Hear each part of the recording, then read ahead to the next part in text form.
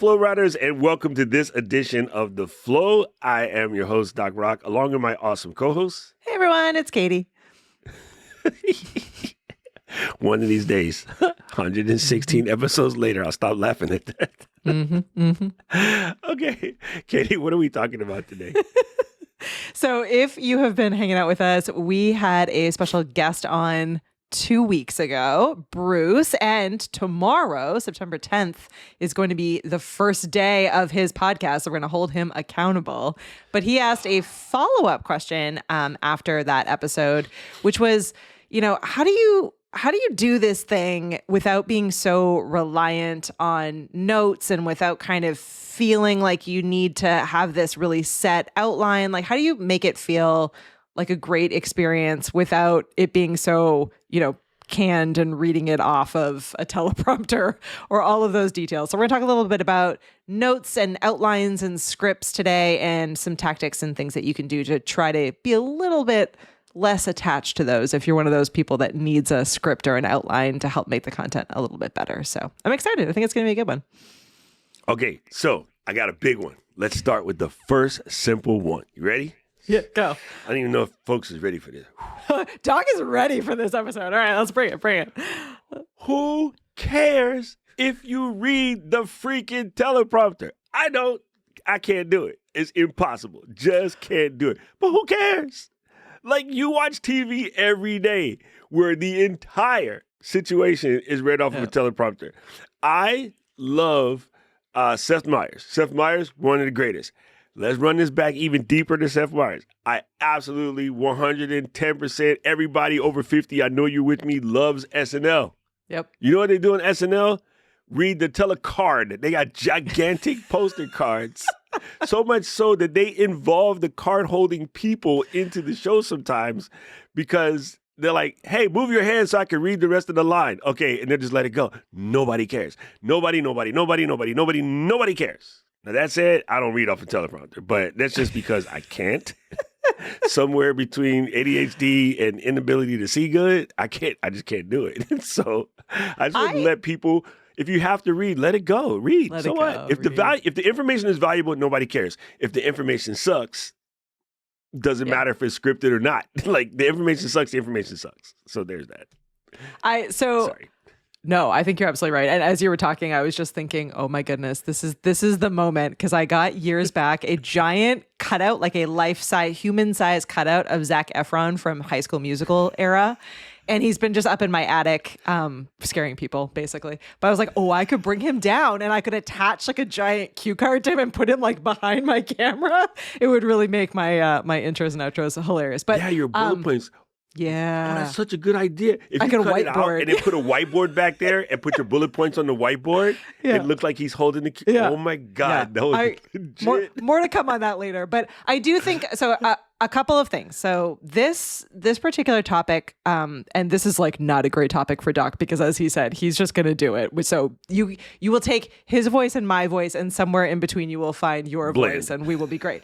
But this particular topic comes from people like Bruce, like myself in early days, like many of you out there, where again, we're overthinking it. We're all overthinking it. So let's just accept that. But it's this starting point of, I know I need to do video. I don't have that level of confidence yet. I haven't convinced myself to be confident yet. So I'm hiding behind presentation notes. I'm hiding behind scripts, etc. And I will say, you are right. Like, you absolutely can just read it. But there is something about, like, I'm sitting here reading my teleprompter and I'm nervous and I'm stumbling over the words because I know I just need to say these words. That's not an engaging experience either. So we're trying to step away from over-reliance on notes, on presentation slides that isn't serving us, when really, in many cases, we should just be ourselves, front and present, having, a valuable, helpful conversation, getting through the content without worrying so much about saying the exact words that you planned or about putting everything on screen, right? So I think, and so in my over planning for this episode, I did have this. I love this this point that the AI tools helped me to create, which is thinking about it from reading mode versus connection mode. So when we're thinking about notes and scripts and outlines, we're thinking about reading mode, right? We're thinking about like, oh, this is all the content that I want to be able to get out there to everyone. I want to make sure that I have a good episode, good presentation, good piece of content. You're in kind of that reading mode. And there does need to be a switch over before you actually record the video, do the show, stream the episode, whatever, where you do switch into connection mode, where hopefully you know the content well enough that you really should be focused instead on connecting with people who are watching and spending time with you on the other side, and not thinking so much about the reading mode. So we've been on, you and I, Doc, this journey over the last few episodes of talking a little bit more about like improv, public speaking, confidence, all of this. And so I do think like the more we can push ourselves a little bit outside of the box, and the more that we get, the more that we just do it, as Doc was saying, whether it's reading or not having notes, or doing an entire episode, the more comfortable and confident you're going to get with this as well. So, but it is that shift over between your planning and your outline and all of that, and delivering in a way that is focused on connection and not necessarily on getting it right? It's not about getting it right. It's about connecting with people. So we need to shift our brain into that space when we get ready to record or we get ready to live stream our show. Ain't that some shift? Okay, listen, I got one quick one for you. I want to take this away from everybody because I'm the Grinch and I just want to steal it. I want everyone here to forget comfortable. And I know that sounds weird, but I want you to forget comfortable, because comfortable is a statement of cognitive distortion. Yep. Not uncomfortable gives you space. Mm-hmm. Comfortable is a finite. Like when when you get, everybody been here, you get home from work, long ass day, crack that 40, sit on the couch and be like, now you're comfortable. Don't want to be moved. Right? You can't obtain that when you get to your bed after long ass travel. You've been away from home. You've been up every morning with Katie eating breakfast that's way too greasy. The eggs kind of hard, but you know what? You're kicking it with your peoples. And you got a 21-hour flight from wherever the frick Katie sent me to home. When I walk into the house and drop that suitcase off and go in that shower, when I get in that bed, I'm just like, I can't repeat that in this chair. So you're trying to get somewhere in this chair you cannot possibly get. So you're setting your brain up to look for something, because everybody's mouth like to yip that word, but your brain can't get there in this chair with this Sony looking at me, and then the weird Puerto Rican dude pressing buttons and the Canadian lady looking at me. I cannot get what I get in the bed. So that sounded really off. Don't go there. However, I can be less uncomfortable. And that gives you space. So let me give everybody space. There is no such damn thing as comfort when it comes to this. Because if you ask Taylor if she's comfortable when she steps on stage, no, she's not. But she performs 3 shows a night, 5, 6, 8 years in a row. So, you know what I mean? She goes out there, she does her thing. Stop trying to get to somewhere you can't get. That will help you. And then you mentioned one other thing about reading mode to whatever. Hey, I don't know, I have been, and I wonder if anybody else has been in a situation where you've been given the purpose of doing a presentation that's not even yours, because the person that was supposed to do it, sick, ran away, kids did something, you're filling in for someone, whatever. I don't even think there's anything wrong with, all right, people, listen, let me read this part to you because this is super important and I got to make sure we cover this and then we'll discuss it. Just preface it. Right? Because like Flo said, few people want to be read to in a webinar, a masterclass, etc. Most of them can read for themselves. And guess what we do? Every time we pop a comment on screen, we read the comment and then we react to it. You should read the comment so that, number one, that person feels seen. And number two, you make sure that you say their words verbatim instead of kind of miss what they say. And sometimes, because I'm terrible at it, sometimes I got to read the comment 3-4 times before I can get it right in my head before I respond to it. Yep. right? And so that concept, and I love you mentioned that reading mode versus presenting mode. Even in the news, Nicole Wallace is one of the best at this. She will read the statements verbatim from the card, and then she will lift her head and give you Nicole's take on it. Yep. Right? You watch anybody on the news. This happens daily. This is what has to be done because that's how they deliver. And if it's a situation, and I'm going to say this last thing and I'll stop shutting up. If you walk into the doctor's office and the doctor's going to tell you about something complicated that's, say, going on with your kidneys, I don't feel any less different if the doctor was to sit there and tell me everything he had in his head versus the doctor pulled up the book and go, let me read this to you real quick so you can understand what's going on inside your body, and then we'll discuss it after. And he went through and, read me a quick chapter and verse about my adrenal cortex not doing what the heck it's supposed to do. I don't feel like this doctor doesn't know what he's talking about because he had the book. I would feel better because you know what mistakes happen in the hospital? The cocky-ass doctors that refuse to admit that they're wrong, right? So if he had the providence in his hand, I might take that information more than assume he don't know what he's talking about. So it's how you set your brain up for how you look is how you look, right? It's that joke, I'm not fat, I'm just squeezable. It's how you address it, how you address it. And Rich, don't text me. Sorry, I'm gonna do not. I'm in sleep mode. How does Rich get past sleep mode? Rich just figured out how special and important he is. You did that live, right, which Rich, is like I'm the best. Rich is on VIP. Rich is on VIP. Yeah, I will say I have learned a few things about myself over the last few weeks, even actually. So here at Ecamm, we've Caleb, the incredible Caleb, who is our email wizard and our lead funnel. You can just leave person. it at wizard. All things wizard. Helped us to put together this quiz. So if you want to take it, if you haven't taken it yet, you go quiz.ecamm.com, and it helps you kind of figure out what your content creator personality type is, which is A, fun, and B, it'll give you a bunch of helpful information. I totally thought in taking this, I was like, I'm 100% a planner. I've always defined myself as a planner. I'm a type A kind of crazy person. I'm a planning person. But over the last couple of weeks, I have been spending more time with myself in content creation mode, and I've been getting ready for, a bunch of different events. And I've did this workshop with Jeff C last week where he went through, all of the content, that his whole workflow and how he lays and plans everything out. It became really apparent to me that I'm not a planner. The quiz told me that I'm actually a presenter.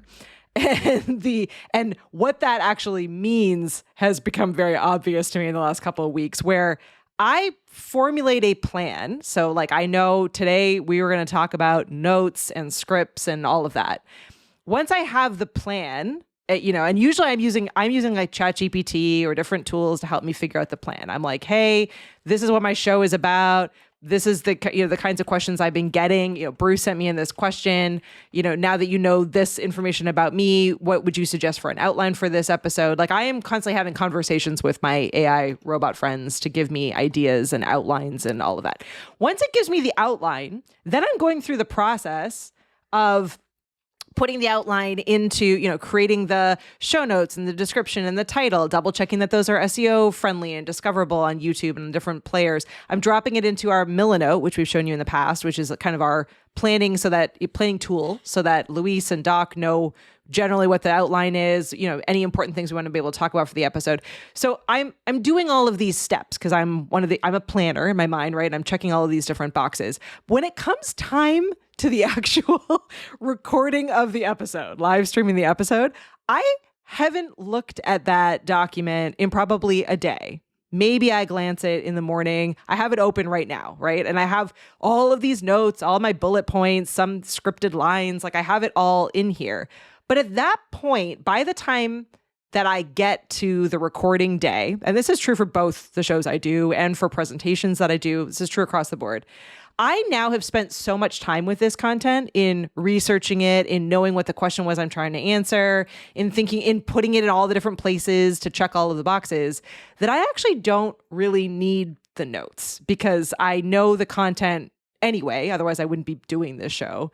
And I've now spent so much time with the content that I know generally, like, we're going to get it out. There's going to be questions that come up. So I don't need to worry about the notes as much. Part of this might just be my presenter brain. And, and maybe this is not the best way that works for everyone, but it did get me thinking, like a couple of episodes ago where we had Michael on from Ultra Speaking. It's a similar sort of process that he was talking about, where it's like, okay, if you're a script person and you're hiding behind a script, or you feel like you need to have that as a safety blanket, as a comfort state of mind, fine. But I would challenge you to try taking that and spending a bunch of time with it, whether it's practice recording, whether it's saying it out loud, the techniques and tactics he tried, or if it's like me and you're just using that content to check all of the boxes in your process, to get all the assets ready to promote it, to kind of get it out to the rest of your team. But the more time you spend with that content, the more it is in your brain in the back, and then just let it go when it comes to the actual day of recording it. And tools like Ecamm also make it really, really easy. We don't do it in this episode or in this show, but you can put those little visual cues on screen, whether that's like, maybe it's the question, maybe it's like the full question, like Doc said, you can read it out loud. Maybe it's just a little graphic, maybe it's a GIF, maybe it's a transition, maybe it's just that you've labeled the scene that, so you can look over and be like, oh, okay, yeah, great, I'm going to move on to that next thing.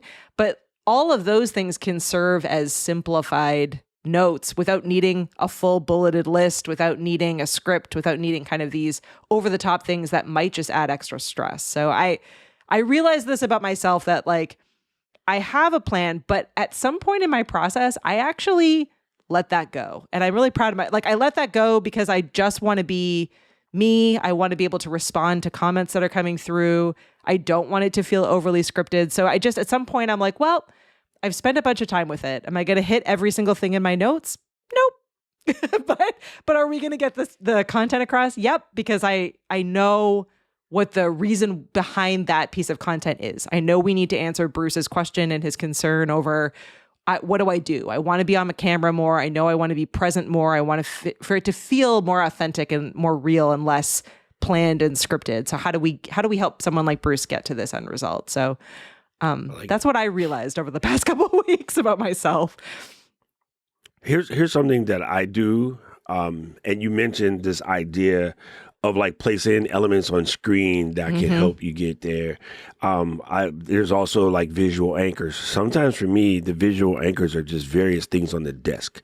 Yep. Right. Like I'll put things in a particular place where I can see them, and then that sort of helps.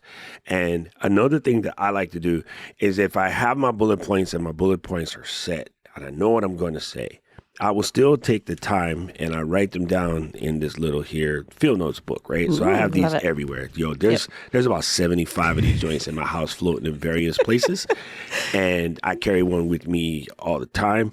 And so I'll put down my bullet points there, because one thing that we've forgotten, because we've are so digital now, pen to paper is a deeper anchor to your brain, scientifically proven, whatever. Yep. When you're typing it out, and I mentioned this in a video day or two or yesterday or whatever, when you're typing it out, the reason why it doesn't anchor in your brain as much is because of backspace, delete, highlight, erase, do it again, erase, do it again. All of that editing takes away from the anchoring.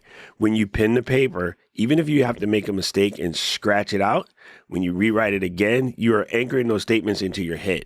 So a lot of times, even if it's just a little wee Post-it note, I'll take my little Post-it note doohickey right here, and yes, I 3D printed it, right? I'll put my little stencil in there, I'll draw a bunch of lines, and I'll write my bullet points there, and I'll stick it there. I might never read them, but they're there. Yep. Right. But because I took the time to write it down, I set it a little bit tighter in my brain. And so if nothing else, just take a random piece of paper. You don't need a fancy field notes book. You just need a pen and a piece of paper and write them down. And Katie's brilliant point about taking a small whiteboard or large whiteboard and placing it behind your camera and writing your bullet points on the whiteboard right above you will probably serve you even better than, say, the teleprompter, because I find it's probably better for people if they can see themselves And the way the Elgato teleprompter works, which is what everybody bought because everybody listened to us, it does not do a good job of allowing you to see yourself through the screen, right? So in other words, the words are moving above my face, but I can still see my face, which is actually even harder. But if you're like that, you need to download an app like the guys we met at Kit, what are they called? Teleprompter Pro. Yeah. Prompter Pro. Teleprompter Pro. Yeah. Teleprompter Pro. I'm trying to work with them to see if I can get something rigged up in Ecamm. I had a brilliant idea for them. Sit on that. We've been talking about it. But I think it's better if you're just looking at the words and, you know, the way the Elgato does it, where it's just a black screen or whatever, and then your words are scrolling by. You're too busy trying to make those perfect. Whereas if you could just put those words there and have in light, you know, overlay, that is you. That's one thing. Now, I just thought of something. Now that you said this, I just came up with a plan. If you are doing a recorded video and you set your ISOs up and you don't mind the fact that your ISO is going to be 1080, you can take the Ecamm output that would normally be going, say, live, and you could put the bullet points on the screen as if they are semi-transparent, or just put them on the screen and then look at yourself in the prompter and you could read that. You can still see you can still read that, but the recording of the A camera is just raw. So when you drop it into your editor, no one's going to know. Yeah. I didn't even think about that till just now. I've been using Ecamm since Jesus walked to Nazareth. What the hell? I just thought of that. So there you go. There's another way to crack that egg if you wish. I think I'm also watching to the incredible comments that are coming through. And so one of the comments was that like live speeches and things like this, different formats of different content might require different levels of scripting, which I think is absolutely right. I think like how, you know, something like this where it is a live show, or I would argue even a podcast that isn't live, that's recorded, tends to be a little bit more conversational, and the expectation is really different. So being able to like glance up and down and getting used to just kind of redirecting your eyes back to the camera, but also allowing yourself to look down at the comments or like look in different ways, that actually I think makes the video better in some ways, because you come across as less robotic. You can tell that, you know, you're in the space. You know, Doc is typing, we're chatting, we're having this like larger conversation that's bigger than just the two of us. And that is part of the show and of the promise that we're setting forward to everyone. So I think giving yourself that permission and just practicing that, like getting used to being like, okay, I'm glancing back up and I'm looking down, I'm glancing back up again, I'm looking down. Like again, you're going to get more, the muscle memory of doing some of these things is just going to help you get better at them as time goes forward. Versus if you are, you know, maybe you're trying to record something that's a little bit more polished and you have, you know, much more specific notes, then yeah, like maybe you do want to be able to try out these different tactics or techniques of having, you know, visual anchors or bullet points in much more of an obvious place. Like even if you're sticking them right under your camera or you're leveraging a teleprompter, I think, you know, that that's fine as long as you give yourself permission that if you don't say everything exactly the way as you planned it, or, you know, you stumble over a word, or your brain takes you off into a different direction based on something that someone says, or, you know, something that you think of, give yourself permission to just be in that moment and trust yourself that you know the content well enough that it's going to be okay, versus doing what I am 100% guilty of, which is just like doing this, panicking, hitting the end button, shutting it down, right? Shut it down. That's my definite, you know, go-to move when things don't go wrong. And when my brain tells me, oh, you didn't do that correctly, so turn it off, shut it down. Doing that is worse than if you had just bumbled your way through and then gotten to an endpoint you could edit or tweak or do something with later. And hiding behind a presentation is also not the greatest in the day of video, where other people are showing their faces and are engaging with their audience and are creating better presentations that feel more human, right? We're living in an AI world. So you on camera showing yourself, including your mistakes, is way more valuable to people than just a keynote or PowerPoint presentation going by that they can read as they go. So you just said something super funny. Your brain just takes you somewhere different. Me, no, never. What are you talking about? Never. Ephraim Work Pro said something very, very on point, and it just caught me right away. I am often talking to you guys with this Sharpie in my hand. And the reason for that is I guess it's an anchor, right? Yeah. It is one of those anchors. It's like Linus with the blanket or something. Yeah. It is an anchor. And you often see a lot of your TV hosts that are cruising with the Sharpie in their hand. And I also noticed something that I've done myself that they often do too, is you have your notes and you get to something that you wrote, but it's taking you somewhere else because the feel came. You just take your Sharpie and just line it out right there. And that feels relieving because it doesn't matter that I'm going to skip this next point because I think I found a better way to say it or whatever. So that gives you a chance to sort of reset and re-anchor. And I have even done this on camera before. It was like, I don't even know what the heck I wrote in my notes. Let me cross this part out and let me go to this instead. This is way better. Right? And that, again, that feels real. So allow yourself, first of all, nobody thinks you don't have notes. Nobody's that dumb, right? When you watch a show on TV or a movie, right? I was going to ask this question earlier. I forgot how I had it formulated in my head, but it was like, what is acting? I mean, those are 112% scripted. Yep. Unless you have the actors who famously constantly go off script and they show that stuff a lot. But what you can do, especially what Daryl said, is looking around, right? So you could take some of your bullet points and put them on, I would say, 6x9s, right? In different places. The big cards, and put one on this monitor, one on this monitor, one on this monitor. And so that way you could do what I often do on camera is I'm looking up, but I'm looking up because I am building a sentence as I talk. If I do one of these when I'm talking, I'm building the sentence as I talk instead I already knew what I was going to say. Yep. Right? And so if you put the notes there, again, like a stack of those cards is what, $5 on Amazon or Michael's or whatever, the big size, or cut scrap paper in half. And then, just put it there. So you got your point there, and then you can come over here, you have your point there. Just make sure you're addressing the mic properly. But put your bullet points in 3 or 4 places. Completely done all the time in stage. On stage, it's there. And oftentimes what an actor will do out of pure comfort, they will put the script like right at the camera. They can't even read it. It's just a comfort level of knowing that the script is there. It's there, yeah. That they're perfectly fine with that. But there's no way from upstage they can read that script, but it's just a comfort level of knowing it's there, and it's an anchor to them that they know their lines. So all of the above, it was such a great conversation, and I love what Daryl said, is you're not a news anchor, dude. It's the internet, bro.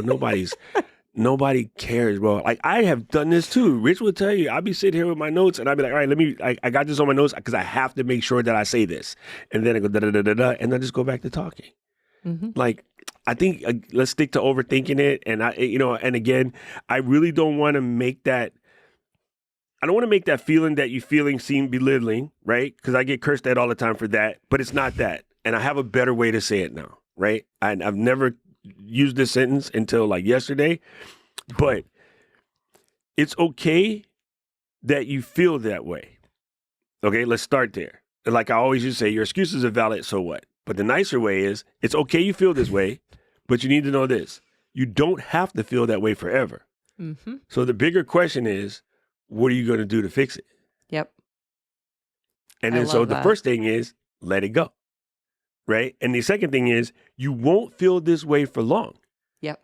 Right? At every new job you start, you feel a little bit weird for like a week or two. After that, you and Rich are hanging out at lunch, sneaking off to Chili's to take shots, and then come back and be like, we got to deal with Stacy. Stacy's tripping. Okay, this is a 2-shot lunch? All right, dude, 2 shots. All right, let's go. And we get all those shots in, and then we go back. And now we're cool as a pool. You leaning on the water cooler like, what's his name, Bloomberg? Yeah, them TBS reports. Okay. Like, now you're cool with everybody. But of course you feel awkward that first couple of weeks at a new school, new job, new house, new location, new car even. You get a brand new car, you know what you're doing. Later, you drive in without even thinking, right? So you can feel that way in the beginning, but you won't feel that way for long. And the best way to get over those feelings is to keep doing it. Yep.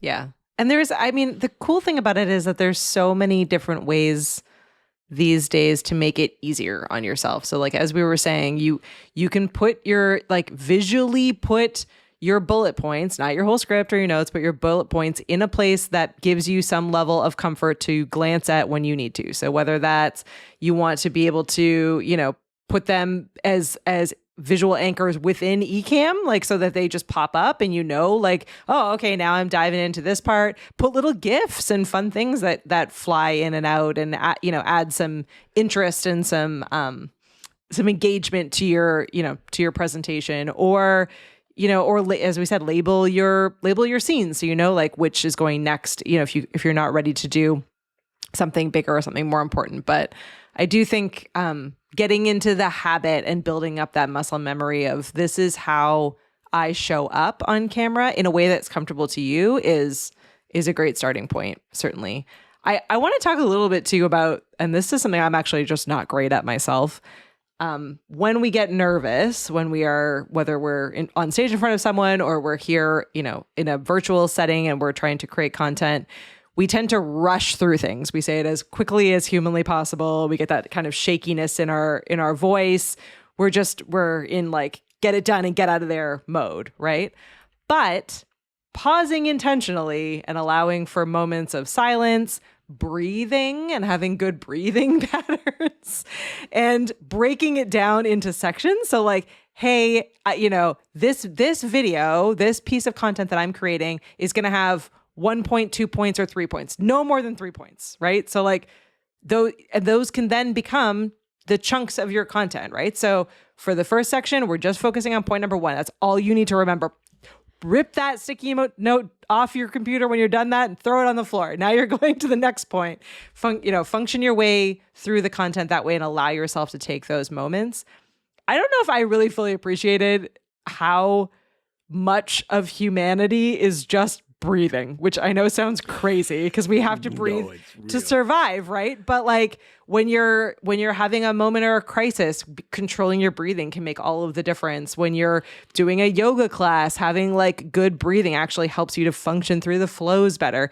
Same for public speaking, and for controlling your breathing and understanding how you're breathing is going to help you calm yourself down, remind yourself that it's not life or death in this situation, and get through it. So it's something I'm working on myself. I will say I'm not perfect at this, and I'm probably speaking crazy fast even in saying this, but allowing yourself those intentional pauses and those moments of silence and slower, more intentional breathing is actually really going to help you in a lot of this.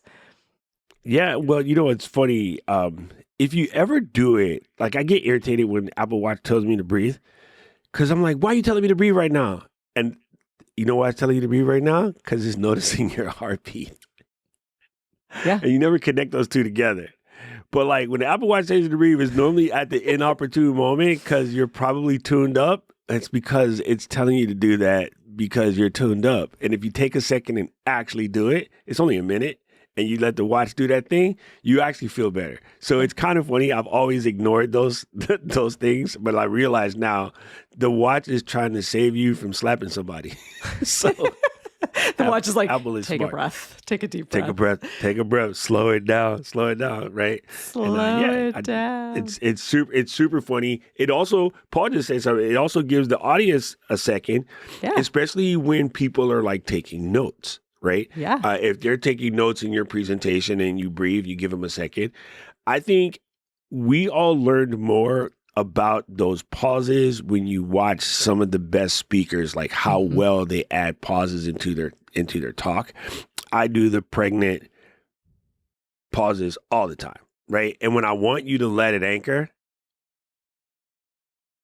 like I'll hold it and I'll give you a visual cue, right? That's just and yes, it's intentional, but now it's just how I talk in general, right? Because you realize it does give people a second to let that thing sort of hit. So I do like this. One thing also, let me make sure that we cover this.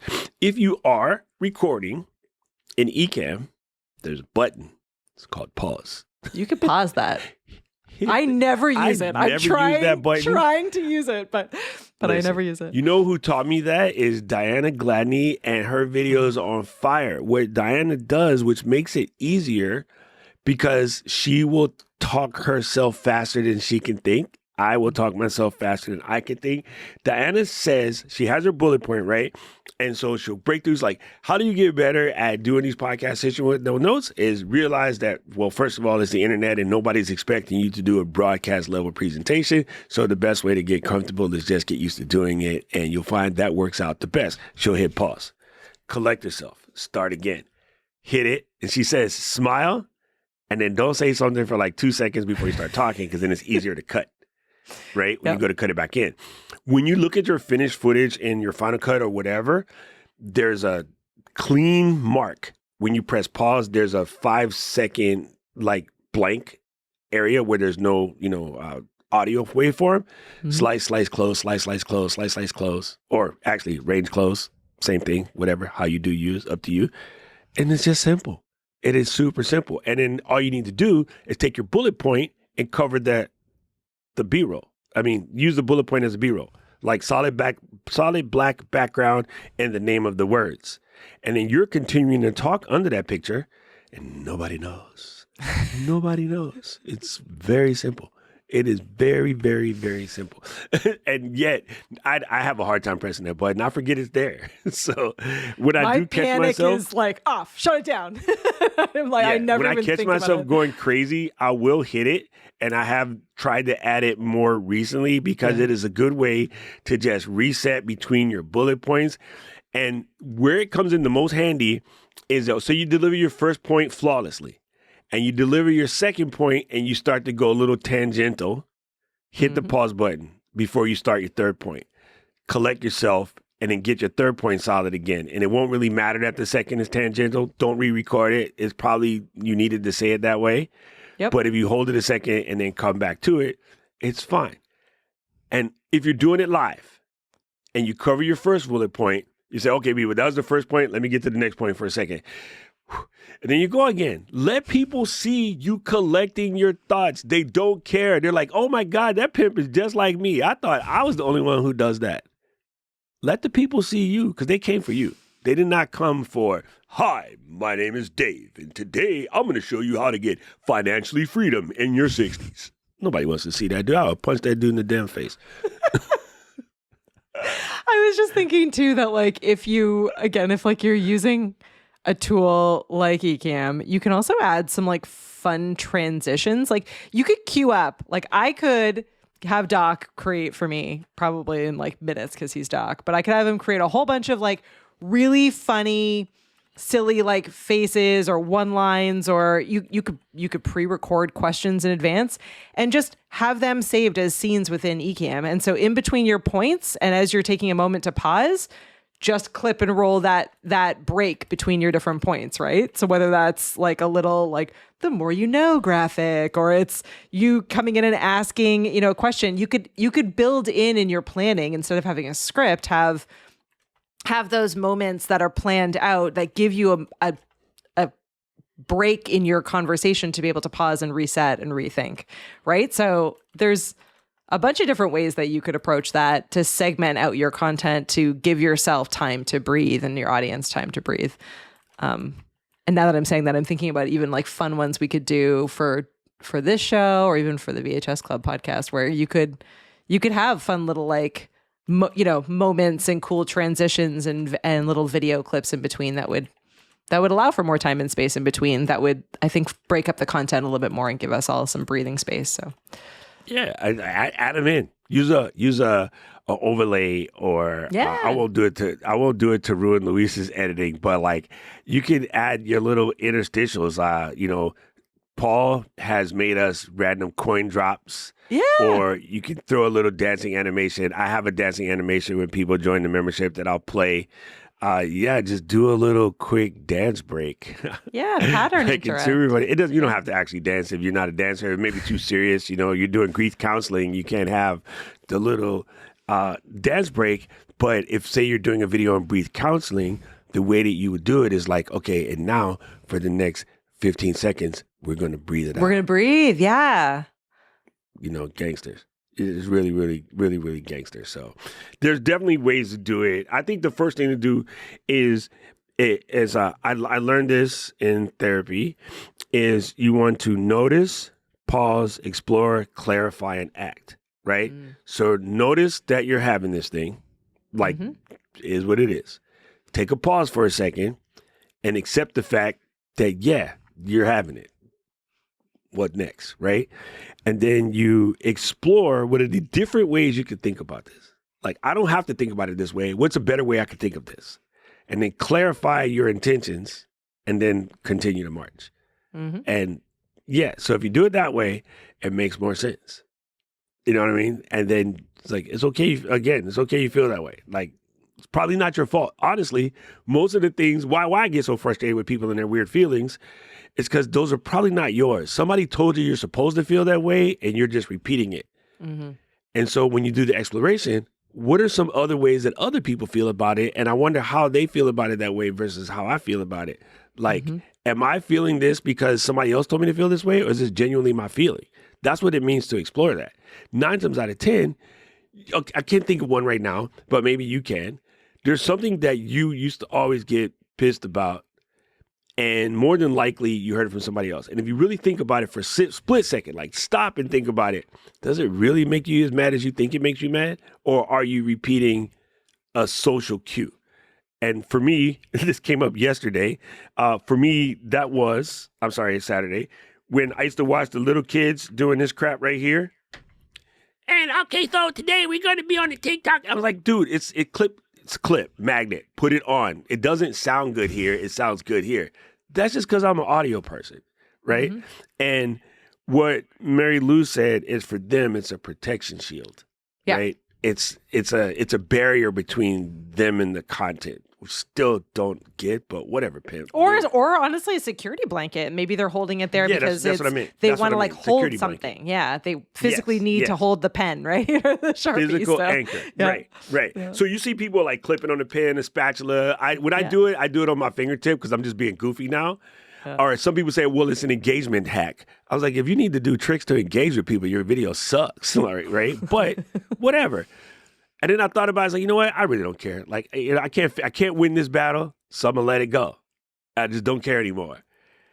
And now it doesn't trigger me. But for literally more than a year, when I saw people doing this, it would drive me insane. And the majority of it was based off of my audio background. The other part of it, I just thought it was stupid. But it doesn't matter what I think, because there's people that do this, they got 20 million people watching their stuff. So sometimes you got to ask yourself, are you holding on to the Audio Engineers Guild of America, which nobody knows about or cares about? Or are you just, do you really care? And I found out I really don't care. Like, I'd rather care that the Raiders keep winning than care if little kids talk to their microphones in a weird way. And so that's why sometimes, question, why do I feel this way? Because it's probably not yours. It's probably some grandma, granddad, auntie, ex, current, like whatever said to you, none of your damn business. So let it go. It is funny. I will say, so I know, again, huge thank you to Bruce for sending in this kind of follow-up question to the episode that we did. And again, tomorrow is Bruce's launch day for his podcast. So we're going to all follow up and double check in on him tomorrow. But I was thinking, like, I did this workshop with Jeff last week for Ecamm. And he was testing out and using a new AI presentation tool called Gamma, which was awesome.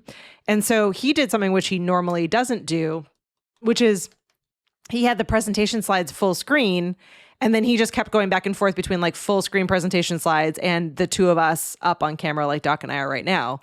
And for the first little bit, I definitely had this moment of being like, oh, shoot. We should really be on screen. Like, I was overthinking behind the scenes, like literally as the presentation was happening. And people in the comments were like, this is so valuable. I'm learning like a ton. Like, everyone in the comments was loving it. Like, it was the best workshop they'd attended in a while. Like, the content was amazing and Jeff was nailing it. And we were there, present in the moment. But because I wasn't on screen and in my brain, I was like, well, I need to be on camera. This isn't working because I'm not on camera. I'm like, Jeff and I are not on camera right now. Or as much as I thought we should be, I had told myself that story. So again, Bruce, and I know you sent in a video that went with it and you had your presentation notes, and the video itself looked great, as I told you, and as probably many of you, are feeling. So maybe you're telling yourself the same story that I was there, where you have to be on camera the entire time. maybe you take that presentation and you allow yourself to shift back and forth between you being full camera and the presentation notes. And that gets you a little bit more comfortable into your end goal.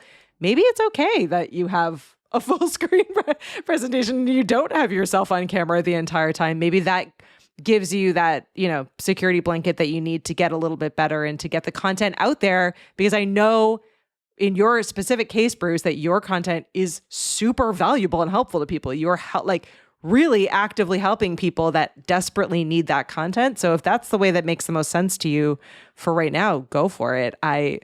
Whereas someone else might, like us, be so used to being on camera all the time that being behind a presentation slide is what's scary. So I'm glad I didn't say anything during the workshop, because I actually think the way that the format worked for that shop was the most helpful for everyone, because they wanted to see those notes. So I do think getting out of your head is important. Flo had mentioned this in the very, very, very beginning about nobody wants to be read to during the presentation. And so one of the things that luckily I learned in college from my teacher, thank you, Miss Susan Deek at the Kapi'olani Community College in Honolulu, Hawaii. She was like, don't put more than 3 words on the screen. Yep. And, I sometimes take it down to 1 or no words at all, just pictures. Yep. Because if they're there, and that's a crutch, you're going to read them. You can't help it. People in the audience can't help it. And you don't want people reading the slides. You want people engaged and paying attention and absorbing what you're saying. And so a lot of times it's true. If you put all those words on the screen, you are going to want to read them. And what you said about putting it full prezo up, and then you can read because can't nobody see you. So if you have a part that's really hard and difficult and you want to make sure that it's said properly, cover it with B-roll and actually read it line by line. Just, try not to read it. I think it's funny, and this might actually be a little bit hilarious, is if you're like me and you have readers, you could actually flip between the teleprompter character and the person that's just a normal person character. Yeah. And that could be the same thing. And you could change it by changing the scene. So right now we have the purple background. Yeah. And then maybe we would add the orange background. And so when I'm going to go into professor mode and put the orange background and I'm going to read it verbatim off the thing. And then I'm going to come back and be like, okay, that dude was weird, but let me show you what this really means. Let me break it down what that statement means. And then you can get into the personal, the touch, the additive. So you can completely play with the fact that you need to read it. Yep. And tell people, also thought, guys, listen, this is going to be a lot of fun. In the beginning, there are going to be some train wrecks. You know what it is. This is my first episode. By the time we get to episode, 1300, I'll probably be good at this. But anyway, let's get it. Have fun with it. Yeah. Everybody who's watching is in your exact same boat with something that they have to do. Whether that's school, work, church, whatever the situation is, they're in the exact same boat. And we all have been to the church where the pastor sits there and reads the entire sermon. And then there's the other pastors like Keith that be moonwalking and dancing and he got it all in his head, or will sidetrack when somebody mentions something in the audience or whatever. Just have fun with it, bro. Have fun with it. It doesn't have to be serious. And I forgot who told us this, Katie. We were at an event and they were saying that, the one thing to keep in mind is after you finish recording, nobody died. Yeah, nobody died. I know that did stick with me. I love how, without looking at the notes, you literally nailed our entire outline point number 6, which is in the moment reset tricks and quick grounding techniques. If you feel yourself slipping into notes mode, reset with a question to the audience, or use energy shifts, which is exactly what Doc just mentioned. So there are games that you can play with yourself and with your audience to get yourself back into the outline that you want to be in, or to just make the presentation more interesting, as Doc was saying. These days, people are hoping that you don't show up and just read verbatim the entire way. They want to spend time with you. They want it to be not perfect. They want it to be interesting and different. So I think that's a great approach. I think even just talking really cool. This out loud with you, I've gotten about 10 different ideas. I'm like, let's close this up. I got some ideas. Head, right? Like, what if you just said, oh my God, I'm sitting here, I'm reading this verbatim, but I really want you to, I want to make sure you get this point from a natural perspective. So I'm going to put the teleprompter away and let me say to you what I want to say. Not really want to say maybe, but let me re-explain that. It works. It completely works. Like, it's fine. Like, oh my God, I can't, I'm freaking out over here. I'm trying to read this to you verbatim, but I want to make sure that you understand this is a very human connected point. So let me reset and just say it. Like, it's in Clubhouse, right? Okay, we're going to reset the room. Yeah, let's reset the room. Yeah. Just do it. Just do it. Stop overcomplicating it. It's so easy to say that. I really understand. And you mentioned something a second ago, and I haven't recorded the video yet, but I recorded what it looks like to record a video yesterday. And I'm making a video on my channel about stop shooting all over yourself. Mm-hmm. Because you said we should be on screen. Yeah. According to whom? Yeah, I know. Like that should is not your should, right? And the problem with shooting all over yourself is shooting generates shame and hopelessness because again, you're building that filter off of what you think is supposed to happen because some society person told you this, or that's what you think all the good people are doing. Well, guess what? You're not good people yet. You're just starting. You're a beginner. Yep. It's cool. You cannot go from beginner to, championship F1 driver. Like you could barely drive in your town. How you going to drive, the Ferrari and the Scuderia? It's impossible. You know what I mean? First of all, the seats are custom fitted for Lewis Hamilton, so I can't fit in it. Like they're molded to his butt, and he's British. He has small butt. I'm Puerto Rican. I don't. So, as much as I want to drive his car, I can't fit in Lewis's car, right? So yeah, just think of yourself as an F1 driver. You can't fit in somebody else's car. Yeah. Right. So, after some practice, go-karts a couple times, F3, then F2, then maybe I can drive F1. But the dream of driving F1 is out the window. I'm just watch it and say like, damn, Lewis, you're great. I need you to start winning again, though, because it's pissing me off. Anyway, I'm done. I'm done for today. Well, hopefully everyone found this information helpful. And again, this is why we do this show in a community. So if you want to be part of the community and you're not yet, you can swing over to events, events.ecamm.com. That will sign you up for our newsletter. And you can swing over to ecamm.com/community, and that will show you all the different places where you can connect with us and share and practice and play. This is literally, we tried to make it as safe a space as possible for you to be able to get some of those reps in, get that muscle memory, and know that we just said, at least, the two of us just said throughout this episode, all of the things that we did and tried and failed at and got better at. And so it's a process all the way through. So it's not like even after doing it hundreds of times, it's flawless every time. It's still getting used to what works best for you, getting used to what resonates best with your community and everything in between. So